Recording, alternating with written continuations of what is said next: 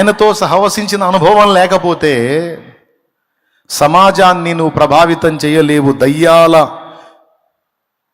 సంఖ్యలలో బందీలైన మనుషుల్ని బయటికి తేలేవు. దయ్యాలు గట్టిన సంఖ్యలలో బందీలైపోయిన ప్రజల్ని బయటికి తేవాలంటే దైవ సహవాసం నీకు ఆ శక్తిని పుట్టిస్తుంది, నీకు ఆ వెలుగునిస్తుంది, ఆ అగ్ని నీలో రగిలిస్తుంది. దేవునితో ఫెలోషిప్లో ఉన్న మోషే ముఖ చర్మం ప్రకాశించింది. దేవుని చూడలేని మనుషులు మోషేని కూడా చూడలేకపోయారని బైబిల్లో ఉంది.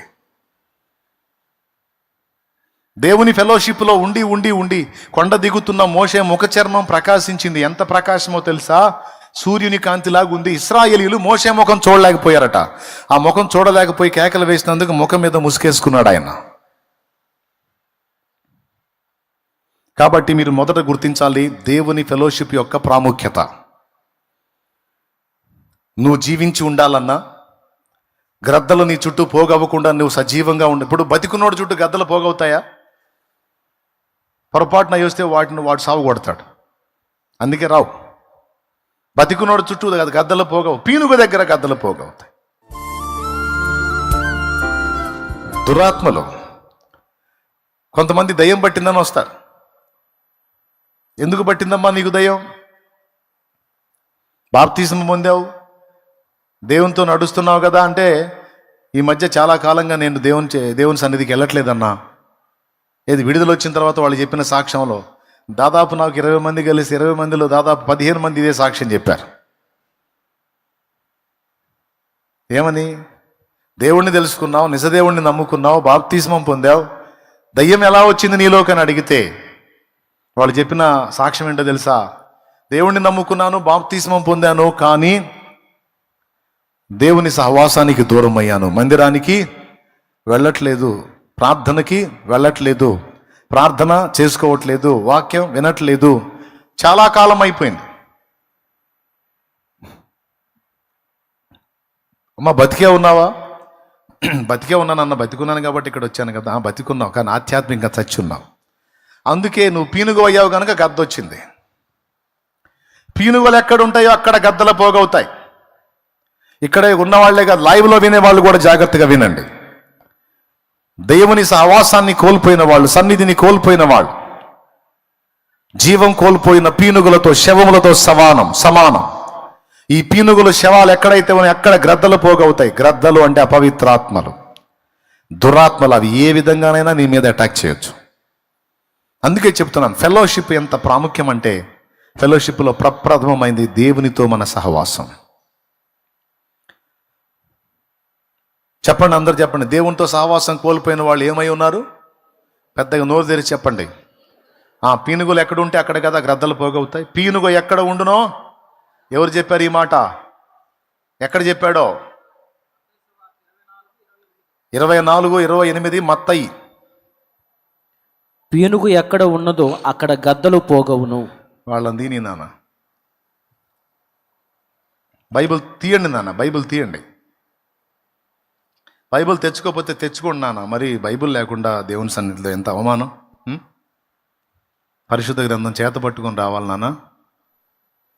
నిన్న అమ్మాయి క్రికెట్ ఆడపిల్ల గెలిచేది 127 కొట్టిందంట కదా. ఆ అమ్మాయిని అందరూ గనపరిచినప్పుడు ఆ అమ్మాయి దేవుణ్ణి గనపరిచింది, చూసారా? నాకు తెలిసి కోట్ల మంది చూస్తారు అది. క్రికెట్ అంటే భాష, దేశము అనే భేదం లేదు, ప్రాంతీయ భేదం లేదు, జాతి, మత, కుల, దేశ, ప్రాంతీయ ఏ భేదం లేదు, అందరూ చూస్తారు. అంతమంది వింటుండగా అమ్మాయి యేసు ప్రభుని మొదట గనపరిచింది, తల్లిదండ్రుల్ని గనపరిచింది. నేను సంతోషించాను, ప్రభువుని బట్టి, రెండో అమ్మాయిని బట్టి కాదు. ఎలాంటి స్థలంలో నిలిచినా క్రీస్తుకు సాక్షిగా ఉండున్నట్లు అమ్మాయిని పెంచారు చూడు తల్లిదండ్రి. కొట్టండి, గట్టి కొట్టండి.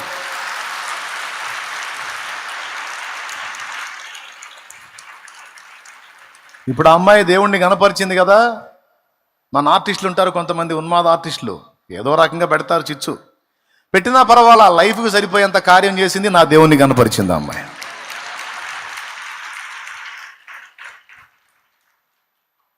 ఎంతమందిలో ఉన్నా సరే చూడు, మొహమాటం లేకుండా యేసు ప్రభు నాకు ఇచ్చిన గెలుపు ఇదని ఇది మొదట దేవునికి మహిమ అని చెప్పి ప్రభువుని జీసస్ అని యేసు ప్రభువుని ఎత్తింది అమ్మాయి. తర్వాత ఆయన వాగ్దానం కూడా ఎత్తి మాట్లాడింది. నాకు ఎంతో సంతోషం వేసింది. వాస్తవంగా ఇవన్నీ నేను చూడను, బై లక్ పిల్లలు చూపించారు నాకు. అది ఎంత సంతోషం వేసిందో నాకు. అబ్బా, అలాంటి ఆత్మీయ బిడ్డ నాకుంటే బాగుండు కదా అనిపించింది. కన్న తల్లిదండ్రులు ఎంత సంబరపడ్డారో, ఆ బిడ్డకు బాప్తీసం ఒకవేళ దైవజనుడు ఇచ్చుంటే ఆ దైవజనుడు పండగ చేసుకుంటాడు, చెప్పుకుంటాడు నా బిడ్డ, నా ఆత్మీయ బిడ్డ. అంత ఘనత తెచ్చింది అమ్మాయి.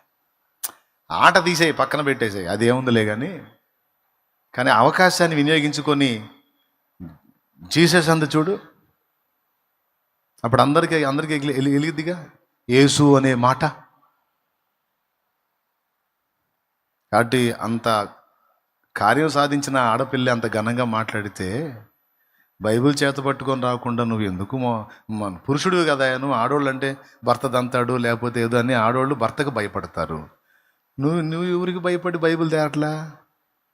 మేవిడ కొట్టిద్దా అయింది, కొడితే వద్దులే, నేనేం అనుకోను. బైబిల్ చూసిందంటే ఇంట్లో పడేసి తన్నిద్దన్నా అంటే వద్దులే, బైబిల్ తేవద్దు, అట్లేం లేదు కదా. తెచ్చుకో నాన్న, బైబిల్ తెచ్చుకో, పరిశుద్ధ గ్రంథం చేత తెచ్చుకో. కొడితే వద్దు, భార్య కొట్టే పరిస్థితి ఉంటే వద్దు. నిన్ను తన్నులు తినమని నేను ఏడ చెప్పేది లేదు. అయినా పర్వాలా, వాక్యం కోసం తన్నులు తింటానన్నా అంటే తినైనా తెచ్చుకో, పర్వాలేదు. దేవునికి స్తోత్రం. అరే, అంత ఘనత సాధించిన అమ్మాయి కోట్ల మంది ముందు యేసు ప్రభుకి కృతజ్ఞతలు.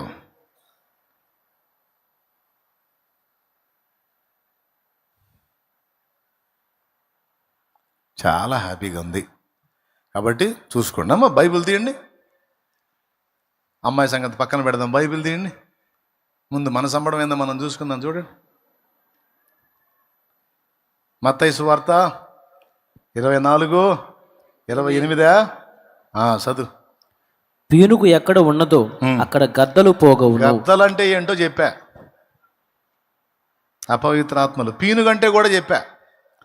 దైవిక సహవాసానికి ఎవరు దూరం అవుతారో, దేవునితో గడపటం, దేవుని సన్నిధిలో కలవటం, ప్రభు బలలో చెయ్యి వేయటం, ప్రార్థనా జీవితాన్ని కోల్పోకుండా కలిగి ఉండటం, దైవవాక్య సహవాసం కలిగి ఉండటం, ప్రతి దినములో కొంత సమయం దేవునికి కేటాయించి దేవునితో ఫెలోషిప్, సహవాసం కలిగి ఉండటం ఎవరు చేస్తారో వాళ్ళు జీవించుచున్నవారు, సజీవులు.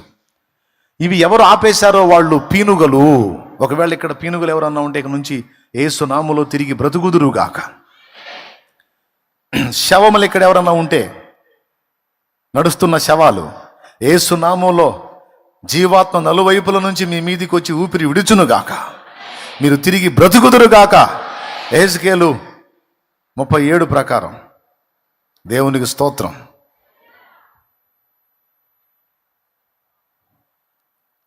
దేవునితో సహవాసం అనేది నంబర్ 1. అది మొదటిది.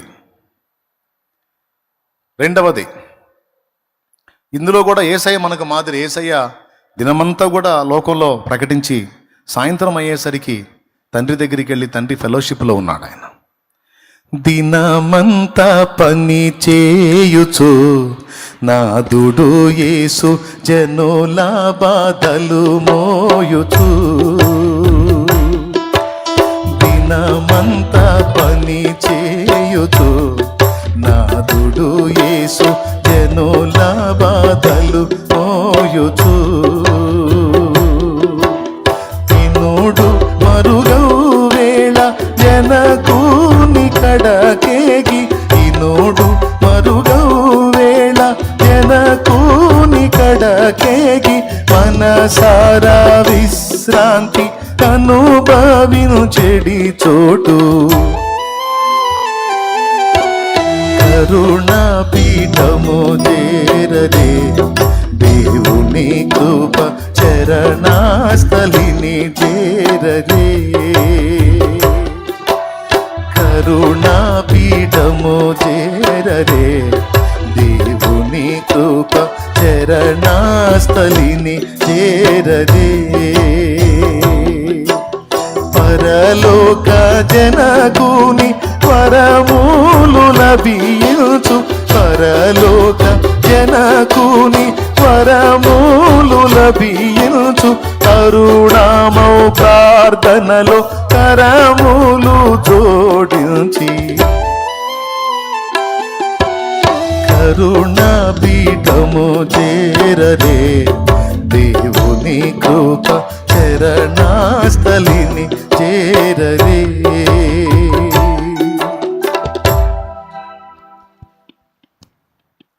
దేవునితో సహవాసం చేసి నువ్వు లోకంలోనికి వచ్చినట్లయితే లోకమును మండించగలుగుతావు. దేవునితో సహవాసం చేసి నువ్వు మండితే అప్పుడు లోకంలోనికి వచ్చినప్పుడు లోకాన్ని మండించగలుగుతావు. నీ ఫెలోషిప్లోకి ఎవరు వచ్చినా వాళ్ళని నువ్వు మండించగలుగుతావు. లేకపోతే కష్టం.